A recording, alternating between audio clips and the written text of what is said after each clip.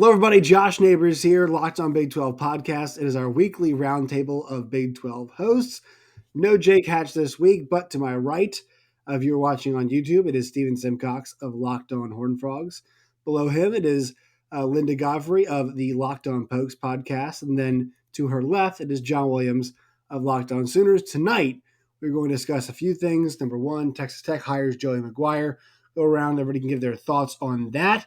We have some new playoff rankings, that we'll go through tonight. We'll mention some Big 12 hoops, check in on TCU's coaching search, and then take a look ahead to the weekend coming up on tonight's show.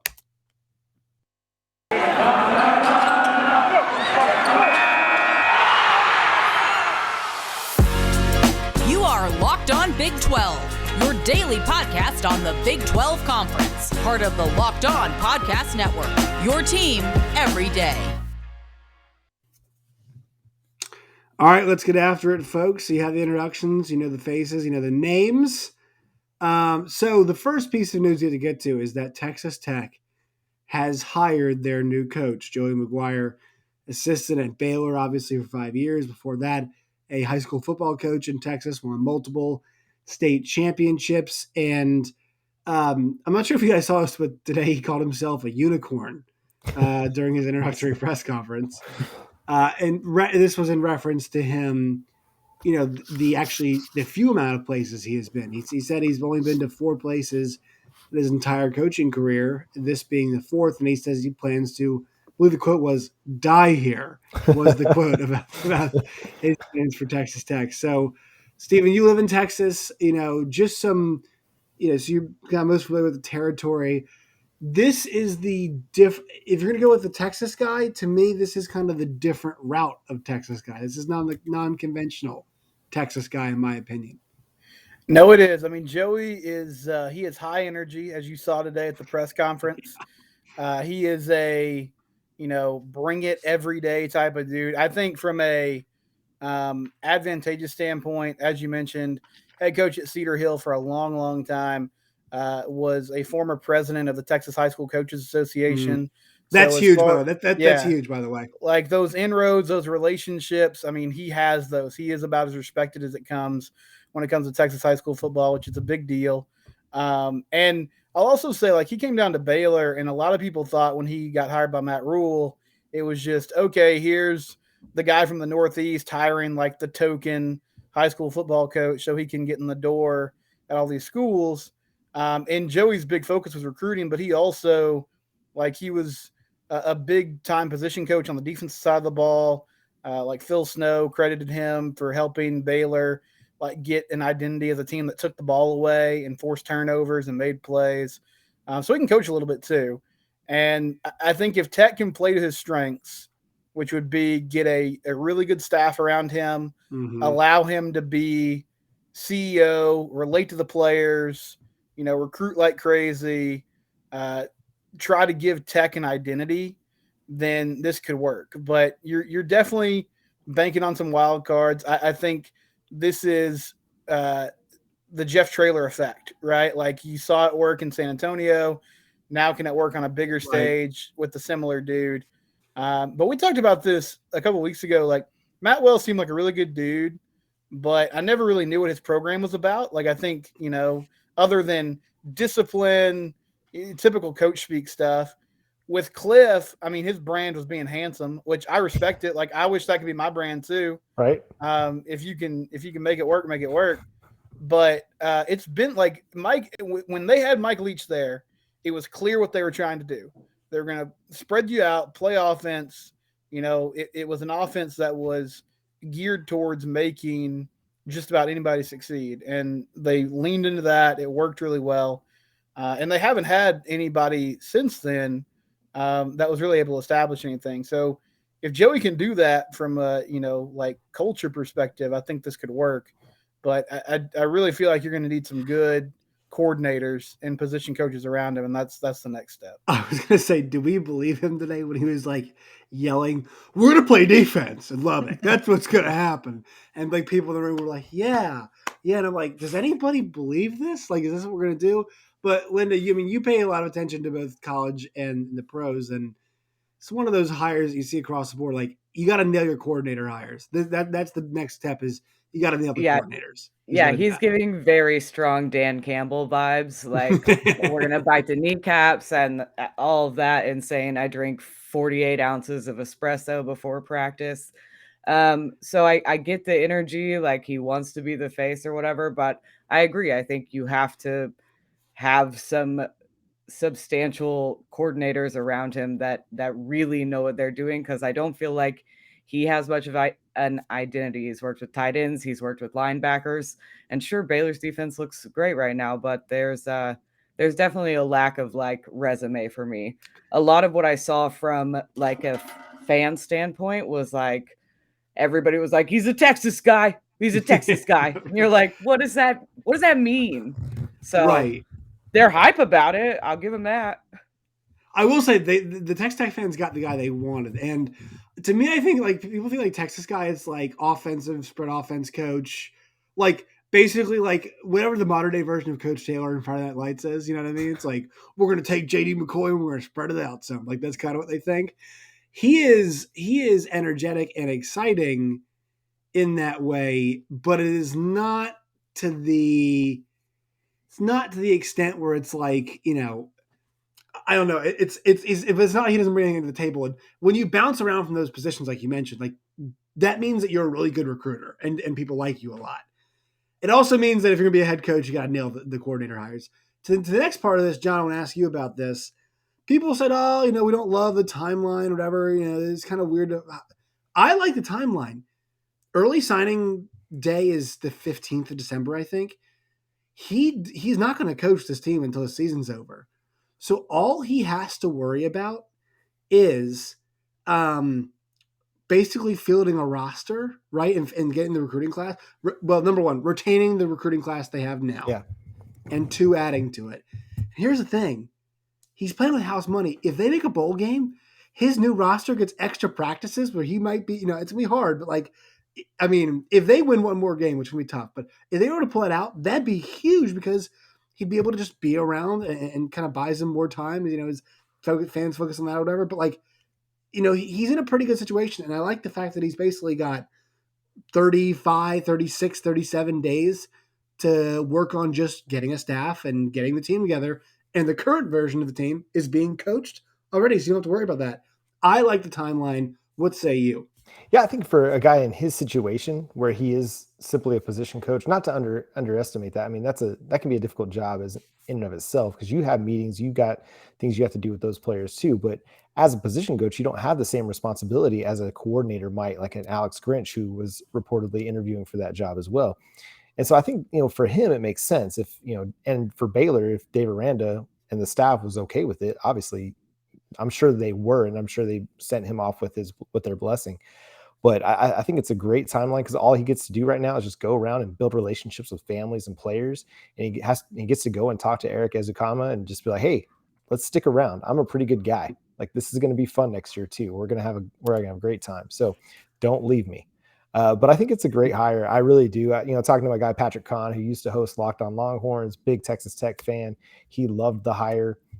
Somebody he's met before, and just like Steven said, just high energy guy, just very impressive relationally. I mean, so I went to high school in Texas also, lived in Texas a long time. To win 3 state championships in Texas is hard to do. He did it in an 11-year period at Cedar Hill. Like, that's not one of the premier programs in high school football in Texas, but he was able to accomplish that. And I think that does say a lot to his coaching acumen, even if he's not necessarily got the identity as a coordinator or a position coach at the college level. I think what he is going to bring is a different kind of identity to Lubbock. And to me, like, he sounds like the guy that would be the perfect replacement for the Friday Night Lights movie remake. Like, he could be the Odessa Permian head coach, and I feel like he'd fit right in with that. So I think it's a really, really solid hire. I think for Texas Tech in particular, they had to go with a guy that they felt like was going to be there a long time, and they have to be willing to give him time. They have to be willing to be patient with it, because you're not going to be getting, you know, the premier, head coach in college football, and nor do you want to, because if you get the hot shot college head coach, they're going to be in Lubbock until the next big job opens up. And then what does that do for your program? It sets you back again. And so you want to find a guy that's going to provide you some stability, like a Gary Patterson did for TCU for so many years. And I think this is really, really smart on every front for Texas Tech, for Joey McGuire. I think it was a really good job done by Kirby Hocutt and the athletic department there. I agree with you. I think it's the right kind of like unconventional hire. It's conventional in the sense of Texas guy. It's unconventional in the sense of what's his calling card. Well, it's being a recruiting and relations guy, and he's got a chance to do something different and actually create an identity for a team. Let's be honest. What's Tech's identity right now? They haven't had one. They really have not had one in recent memory, and that's what he gets to cultivate and shape. All right, we'll move on to some college football playoff rankings here, but first, a couple words from our sponsors. Today's show is brought to you by Prize Picks. Guys, best way to play daily fantasy for college football or college sports in general. You can download the app. It's available in most states. Over-unders for yards, touchdowns, interceptions, field goals made, points, whatever you want, they've got there at Prize Picks. Once again, download the app today. Use the promo code Locked On, LOCKEDON, Locked On, and you'll receive a 100% deposit match up to $100 today. Once again, Prize Picks, download the app. Also, we're brought to you by our friends at McDonald's. I feel like, for me, guys, McDonald's is like always part of a college football Saturday. I feel like if you're driving somewhere to go to a game, it's like first stop, McDonald's. It's like, you gotta get that biscuit, you gotta get that sweet tea, whatever it is. Apple pie. Apple pie. Yeah, there you go. Apple pie after the game. You have a little dessert after the game, or maybe in the morning. Hell, whatever you want to do. It's up to you. Win or lose, it's a place where teammates, competitors, the home team, the away team can come and recharge. It's a place you always look forward to for stopping out after those long, or before or after those long road trips that you've got.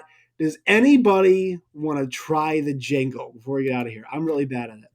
Ba-da-ba-ba-ba. I'm loving it. That was so much better than anything I've done. I did that choir experience. There.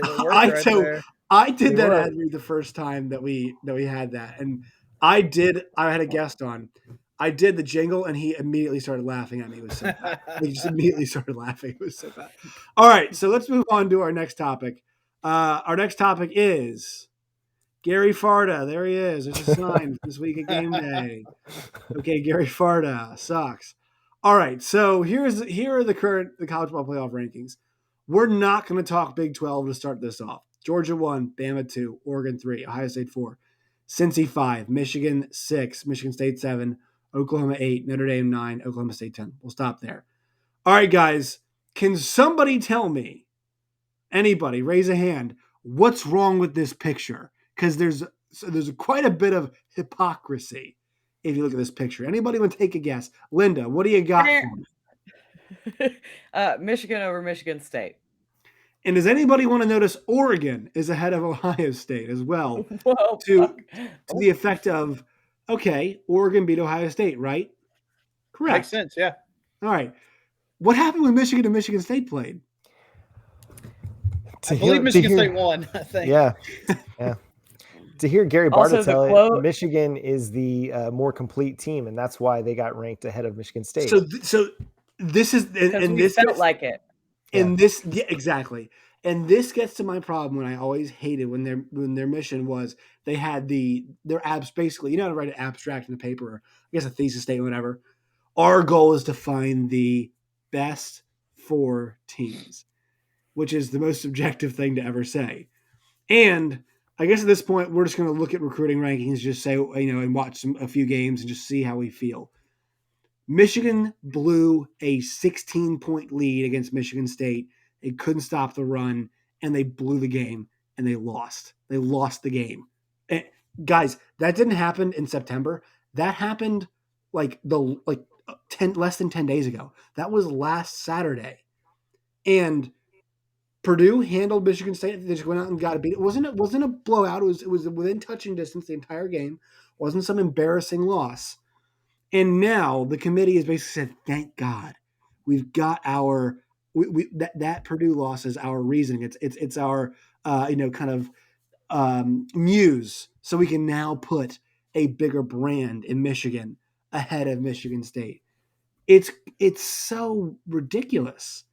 And here's the thing is, like, I know we're not on the same page with expansion. This is why we need the expansion at this point, because I'm okay with having a conversation about this if we're around like number 12 or 13 in the rankings. When we're at 6 and 7, you're 1 or 2 losses away from being right there. And here's the thing, for Michigan and Michigan State, there actually are 1 or 2 losses away, because the Ohio State thing takes care of itself, right? That's one team ahead of you, and that takes care of itself. So you are 1 loss outside of yourself, basically, from being able to jump into the rankings, being in the top 4 teams of the country. Stephen, I'll go to you first. Like, is there any credence to the argument that Michigan should be ahead of Michigan State? Do you think there's any validation there?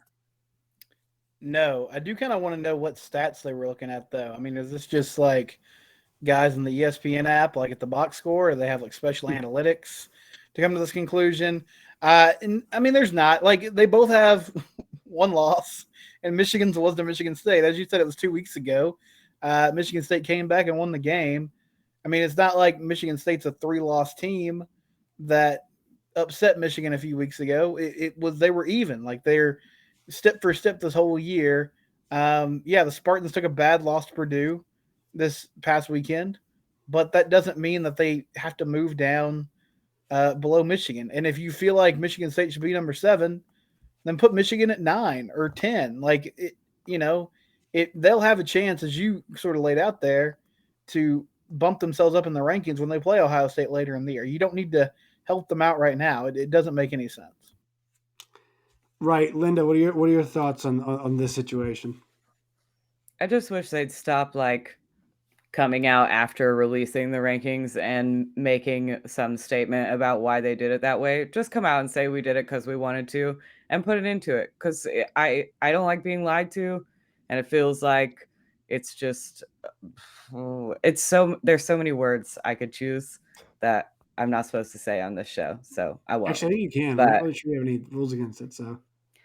It makes me nervous, but I'm very frustrated. And like, not even, I cheer for Michigan because I have a buddy that's from Michigan. And so like, I have like a side, fling, but it's ridiculous that Michigan State wouldn't be ahead of them right now. I don't know how you look at them head to head and still go like, well, they're more complete based on what?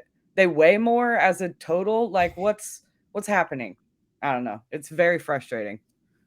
And meanwhile, all this happening, John, as Michigan and Michigan State trade losses, Oklahoma is sitting behind them with no losses.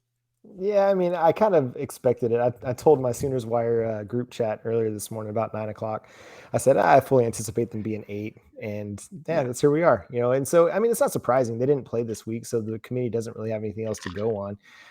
The problem I have with it is that just let a scenario play out where Alabama beats Georgia and both those teams make it into the college football playoff.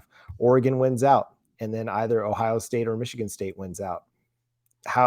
Then the committee's having to do mental gymnastics to take the number 8 team Oklahoma right now where we stand and jump them over Oregon or Ohio State to push them out of the top 4, and presumably Cincinnati, who goes undefeated as well. And so to me, just the way that they postured these rankings, it just makes things a little bit challenging. And people are continuously telling me that it'll play itself out. Well, I'm looking at the situation. I'm like, maybe it will. I hope it will, because the way I see things right now is the committee would then have to bump somebody out of the top 4 and have Oklahoma jump a Cincinnati if things were to play out like I kind of just laid them out just right there. Now Oklahoma's going to have a chance to move up. They've got, number 12 or number 13 Baylor this week, who didn't fall near as far as I thought they would. And then you've got number 10 Oklahoma State a few weeks from now. Kind of surprised Iowa State didn't jump into the rankings a little bit, but that's okay. But I mean, they're going to have a chance for 3 top 15 games, because I imagine that no matter how the Oklahoma State game goes in a few weeks, that'll be a rematch in the Big 12 championship, and that'll still be a top 15 matchup between the two teams. And so, I mean, they'll have a chance if they are able to run the table and things play out the way I hope they will. But to me, it's just the way this sets up is just it doesn't give me a lot of hope that the college football playoff committee will do the right thing if Oklahoma is still able to go undefeated, because again, they'll have to do some mental gymnastics and they'll piss off a lot of fan bases by moving Oklahoma ahead of a team that's been in the top four. Look at Oregon. They've been in the top four in each of the first two playoff rankings. Ohio State was 5. So that's 2 teams right there that Oklahoma would have to jump. And then you have a Michigan State team that's already ahead of them. So I don't know. Like I said, people tell me that it'll play itself out and an undefeated Oklahoma team will without a doubt make it. I have my doubts.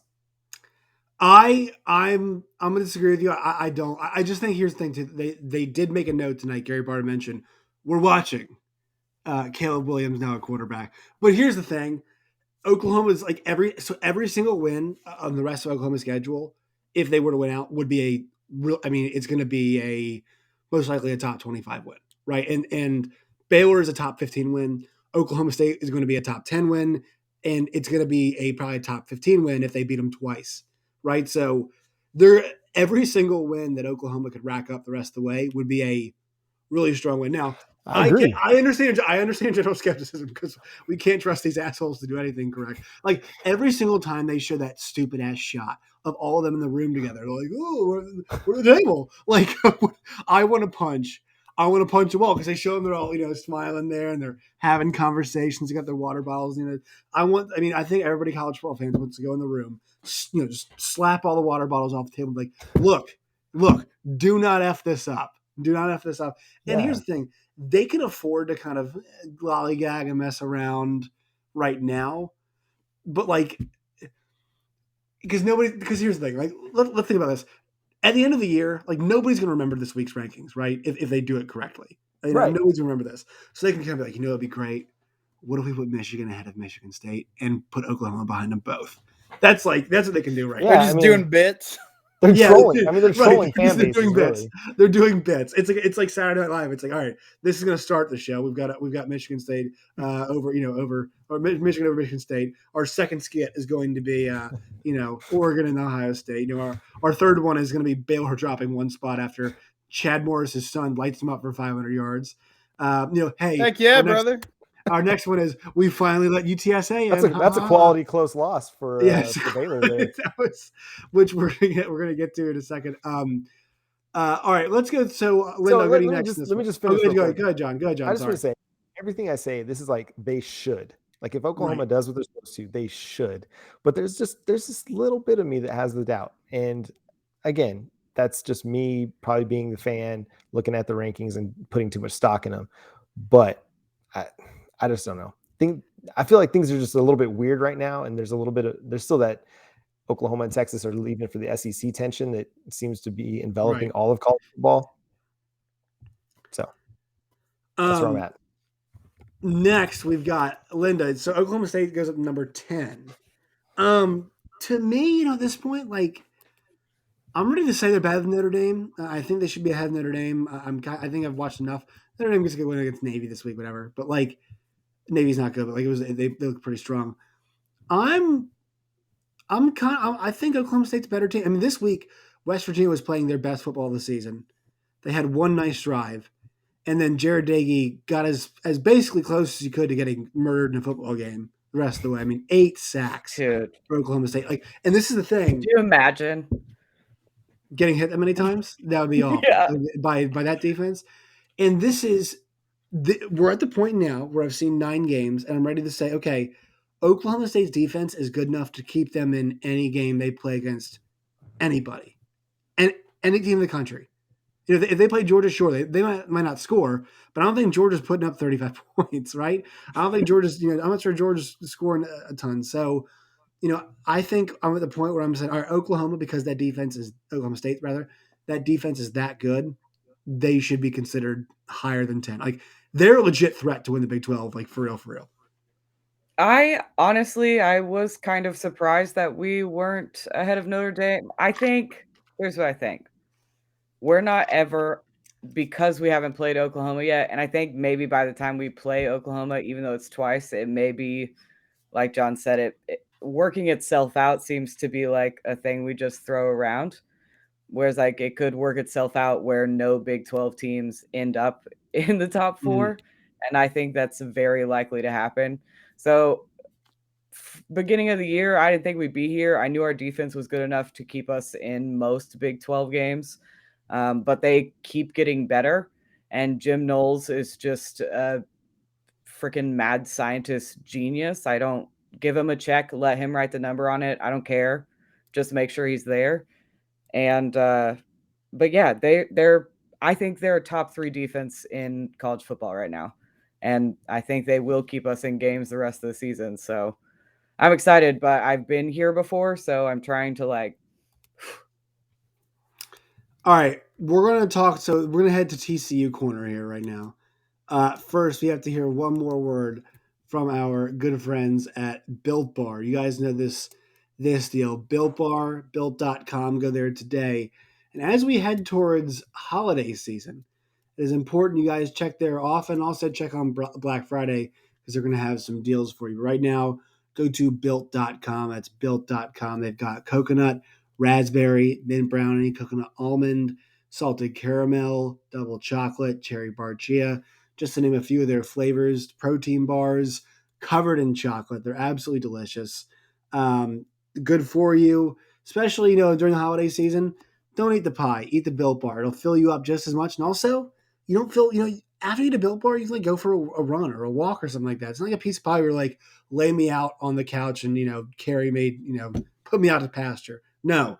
Built Bars, you feel good to go. You feel like energized. It's not too much, not too heavy. So go to built.com today. Built.com. Promo code LOCKED15. LOCKED15 LOCK15 for 15% off at built.com. Also, our friends at betonline.ag. If you guys want to get into some sports action, that's a place to go. New interface at BetOnline. They've got a bunch of deals going as well, too. The best one you can find is if you use the promo code Locked On, that's LOCKEDON Locked On, when you sign up, and you guys will get a 50% deposit bonus today. So if you deposit $100, you get an extra 50 to play with. NBA, NHL, MLB, college football, F1, whatever it is, they've got it there at betonline.ag. BetOnline, it's where the game starts. All right, so TCU corner, happening right now. Steven, the floor is yours. Backup quarterback, throws for 400 and some yards, runs for an extra 70 under head coach Jerry Kill, while Gary Patterson refuses to not go to the facility and continues to game plan. All while you guys are trying to attract the Dallas Cowboys offensive coordinator to become your next coach, in addition to Iowa State's head coach as well, while Sonny Dykes has a doubled contract offer basically sitting on his couch. What a time. Well, on his desk, excuse me. What a time at TCU, right? Oh yeah, but let's start. Can we all just laugh at Baylor for a second? Yeah. Because my goodness, like they were ready to roll in there, get an easy dub, get game day next week, play Oklahoma, have an inside track to the Big 12 title. Wrong. Took an L to Chandler Morris. Chandler Morris did not get the memo, man. Chandler Morris cooked him. They're gonna have Clay Travis down there talking about vaccine mandates this week on that dumb Fox show that they do. Big They yikes. thought they were going to get Lee Corso. They're going to have Matt Leinart doing whatever Matt Leinart does. I don't know. I've never watched that pregame show. But now they get big noon kickoff, which is why Oklahoma's leaving for the SEC. Thanks, John. But anyway. We just wanted to play Nebraska at night. That's all. Yeah, you guys want to play Nebraska at night. That's all you wanted. So that was hilarious. And it was crazy to watch them win that game. As far as the coaching search goes, so I think they're down to 3 candidates that are actually like front runners for the job. And there's a couple other candidates that I'll mention that it seems like somebody really wants them to be a front runner for the job, but I'm not sure that they actually are. So I'll go from most likely to least likely. I still think Sonny Dykes is the most likely to get the job. I think he wants it. I feel like if TCU doesn't connect on some of the folks that they've taken big swings at, they'll just roll him over to Fort Worth. As you said, he's got a multi-million-dollar contract from SMU that he has just forgotten to sign. And, as we all do, super relatable thing that we all deal with. And so I think he makes the most sense. They're also reportedly talking with Billy Napier. who, has turned down jobs in the past. The coach at Louisiana has worked with Nick Saban, has worked with Dabo Swinney. I feel like he's going to be more interested in the LSU job, potentially the Florida job if that's open. And then this week, it came out there that they've had some sort of contact with Matt Campbell, and Matt Campbell denies that he has directly talked with the university. And as far as I know, he doesn't really have an agent, so I don't know who this would be that they have been communicating with. But there's enough smoke there that it at least has gotten on the radar of some people that have been covering the coaching search. I think that is not super likely, but I feel like it's encouraging that he would even be willing to have some dialogue about it. I think that's a good sign about what the job is and what it could potentially be. They've interviewed Tony Elliott, who is the offense coordinator at Clemson. He's reportedly in the mix. And then apparently Deion Sanders is more than just a meme at this point. Like he is like, why the hell would you hire him? Had an interview, and he interviewed. Yeah, it was a phone interview, but he interviewed. Now, here's my perspective on it. I think LaDainian Tomlinson is on the committee, and I know that he is friends with Deion. They work together in NFL Network. I feel like he is banging the table for Deion, and out of respect for him, and out of respect for Deion, they are entertaining. The problem is, Steven, is the fact that he does 7,000 things at once, like commercials and Subway commercials and NFL Network while he's a coach. I mean, as someone who enjoys humor, it's intriguing, and it would be great for the brand. I think there'll be a fantastic Netflix documentary made about it. I also feel like, even though, name, image, and likeness is a thing now, and you can technically pay players, he'd find some way to get us banned for life. Which, hey, if he's winning 10 games, I wouldn't even hate it too much. But yeah, it would be a disaster. I mean, I can't see a way where it's not a disaster. And the funny thing is, for as much as the argument for Deion that I've heard made is that he would just do so much for recruiting that it would be worth it. Like, he would pull in anybody and everybody he wanted. And I would give a little credence to that, but my thing is, unless TCU, the last couple of years, they've struggled a little bit, but overall, since they've joined the Big 12, they've kind of been third behind Texas and Oklahoma. So unless you're just going to start bagging 5 stars on a routine basis, I'm not sure how much more TCU's recruiting ceiling can actually go up. And at some point you have to coach and you have to develop. So unless he's going to have just an amazing staff that kind of does a lot of the legwork for him while he does Barstool Radio or whatever it is that he does on the side, it's not going to work. But I still think Sonny Dykes wants the job. And it was pretty clear this week with his team's performance that he's got his eyes. He's got his eyes there. Yes. He wants the job, and I think if Billy Napier and Matt Campbell say no, which if I had to guess right now, I would say they probably say no, it'll end up being him. All right, I just want to touch something you said. Are you saying that Baylor fans get this electric pregame show this week? Yeah, baby. There it is. Look at that. I'll kick the tailgate. Get some ropes out there, man. Hold that crowd back. Oh my goodness. They could have had game day and they end up getting Clay Travis. It's a great endeavor. And yeah, Bob I'm with Stoops. You. Yeah, they do get Bob Stoops. Which is fun. He actually was on the show I was working today. He was on the golf course while he was doing a radio hit. So shout out to Bob Stoops for working on that swing. Yeah, I think the thing for me, Steven, is I like the fact that TCU is taking some swings. And I'd say, John, you probably agree with me here. It looks like they're viewing themselves as a top 20 job. That's the kind of candidate they're going after. Yeah, and I think being in a major metropolitan area in the state of Texas, they probably should.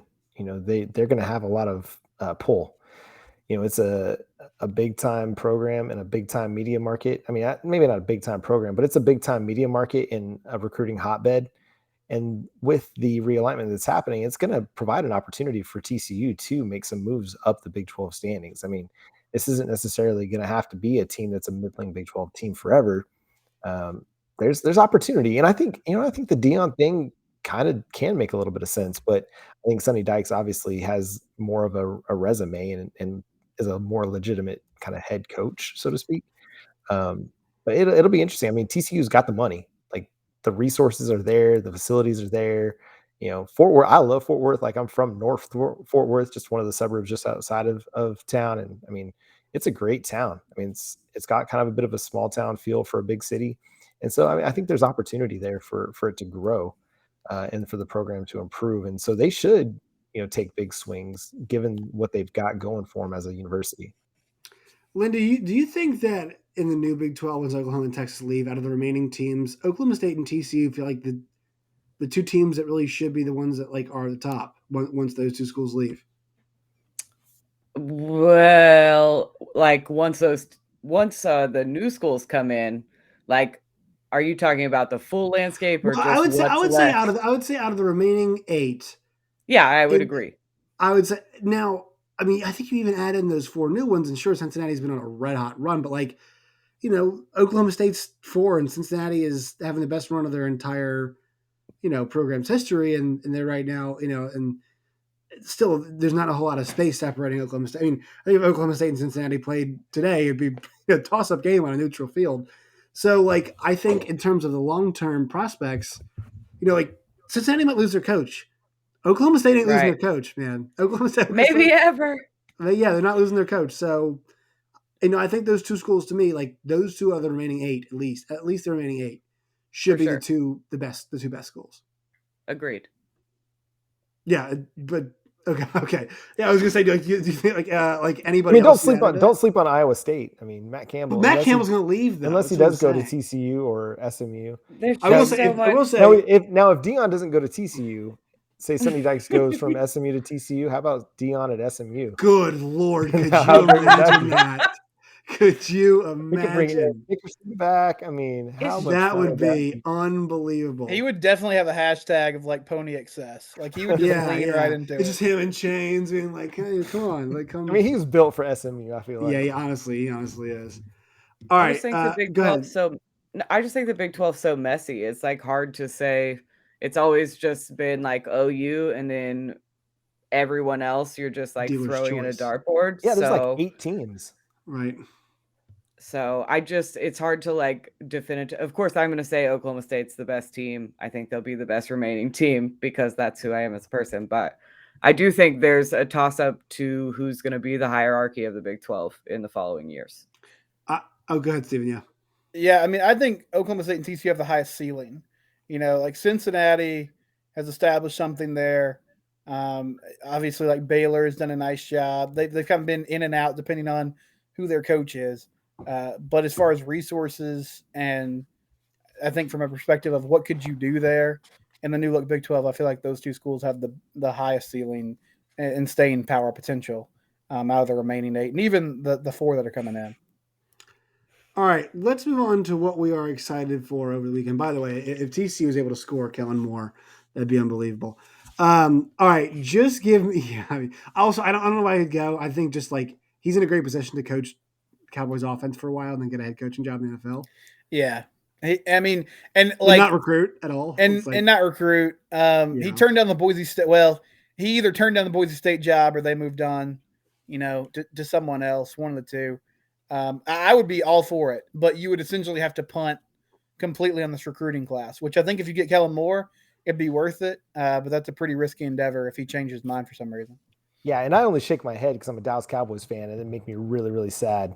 Right, because he's an awesome coordinator. Because he's awesome. Yeah, I can't. Also, can you all believe it? I mean, you guys are a little bit older than I am, but can you all believe that we're talking about Kellen Moore taking a head coaching job somewhere? Yeah. Oh my God, good Lord. Yeah, he's younger than I am. Yeah. I mean, I'm old, he's what? But... Yeah, he's what? He's 30. I think he's 33. All right, let's go on to. So, what are we looking forward to the most this weekend? Obviously, the Big 12, a lot of us have our eyes set on the Baylor-Oklahoma game that is coming up. I'm going to go actually basketball friends. 10:30 on Saturday night. Gonzaga's hosting Texas. Top five game. Chris Beard gets to show what he's got with that team. Honestly, you guys know the deal. Texas is a basketball school now. We've obviously seen that. Also, we didn't touch on this. Did you all see the video today going around Twitter? The video of their defensive line coach just letting those kids have it. I don't have any problem with it, to be honest. I actually don't really care that much. I think it's that's what good. coaches do. Like, what I don't understand, but like videotaping it and putting it out in public. That's the bad part, actually. Sorry. Yeah. I think what people don't realize, yeah, exactly. That's where I would, now you're just going to get your ass chewed more. Like, it's just going to get worse from right. here. Like the worst part of that video is it's like, also, what do you think was going to happen? You guys blew a lead again in the second half for the fourth consecutive week. This time you got boat raced in the same game, and they did not. Let's be honest, they did not on defense look like they had much interest in being there at all in that second half. The coach was right, man. I forget his name, Bo. I forget his last name. But I mean, like, anybody have a problem with that? Anybody have a problem with it? No, you know what? It reminded me a lot of that scene from Moneyball where they're all kind of yucking it up in the locker room. Billy Bean's walking by. And he hears the music playing, and he's like, "Why is there music playing? Like, why are you having fun? Right. Is it fun to lose?" Like, and I think I feel like Texas needs a bit of a culture shift. If these kids are, like, kind of yucking it up and having fun, and they can't take a chewing like that after, like you said, just getting dominated in the second half again. I mean, what do you want from a coach? Like, I'd be mad too, because this is a team that's just been in the headlines for all the wrong reasons over the last month of the season. And these kids, I mean, they're kids. Like, kids are going to have fun. Mm-hmm. Football should be fun. The game's over. It is what it is. But at the same time, this is a coach's livelihood. Like, his job is to make sure that defensive line is good, and it wasn't. And he could potentially get fired. And I mean, I don't know. It's just kind of sorry. Like, it breaks the trust tree as well, putting that thing out on the internet. Yeah. Steven, I want to ask you, like, looking forward to the most. Bo Davis, by the way, is the defensive line coach, Texas. Is the game you're looking forward to the most Chandler Morris part 2 this weekend, or are you looking forward to something else? Man, that's gonna be fun to see him against that Oklahoma State defense. He was so great against Baylor. What does he look like against a bunch of guys that are trying to take his head off in Stillwater at night when that fan base has about 11 hours of pregame? That'll be an interesting situation for him. And can I just add that Barry Sanders will be there. We're doing his statue reveal. It's not a great environment. Oh, yeah, boy. Conditions are perfect. And I think Bo at Texas, he was just tired of those guys monkeying around. You know what I mean? Like, just Anything else besides TCU and Baylor looking forward to this weekend? Yeah, I'm looking forward to Ohio State Purdue. I think that'll be a fun one. Purdue jumping up in the rankings this week after that Michigan State upset. And I honestly haven't checked in a lot on Ohio State since the Oregon loss, so I kind of want to dial in on what they look like. I know they've been pretty steadily just killing everybody throughout the rest of the season. And my sickos game of the week, I'm going to go Tulsa and Tulane, 3-6 Tulsa versus 1-8 Tulane in the American. Turn it over to ESPNU at 3:00 on Saturday if you want to check out that one. Ironically, both those teams gave Cincinnati a pretty good game. All right. Yeah, I think Tulane. Yeah. All right. Steven, what do you got? I was going to say Steven. John, what do you got?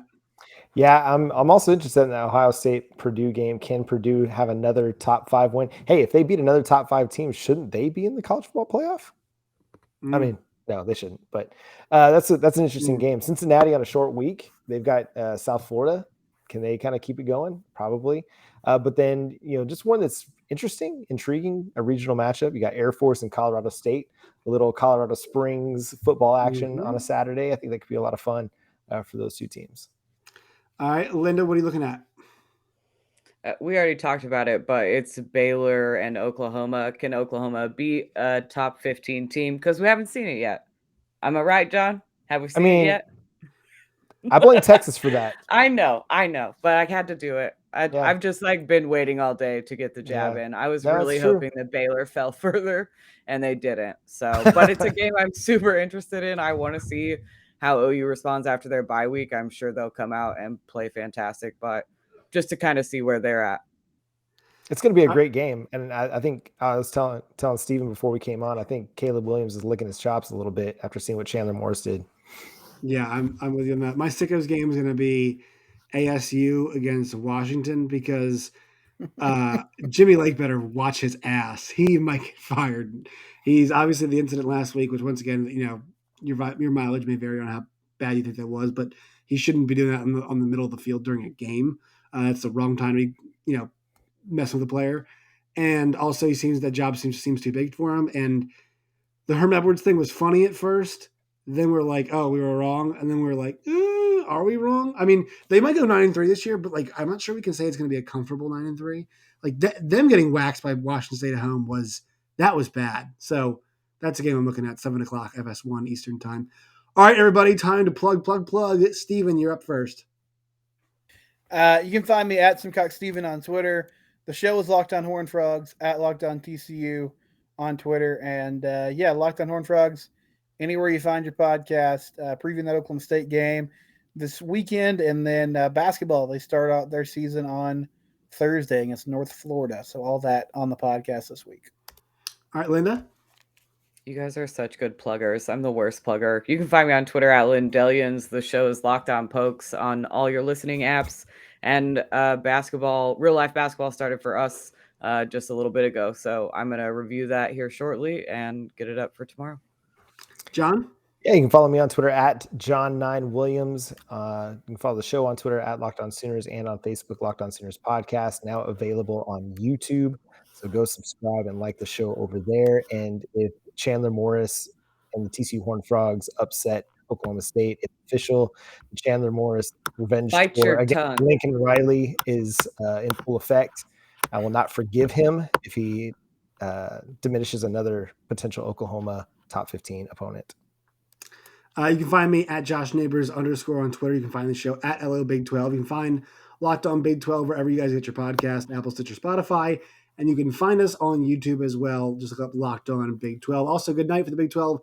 So far, so good. Actually, every single team that played tonight has gotten a win as Texas en route to killing Houston Baptist right now. So it looks like every Big 12 team that played in basketball tonight is going to get a win. All right. Until next time, my friends, it's always a pleasure.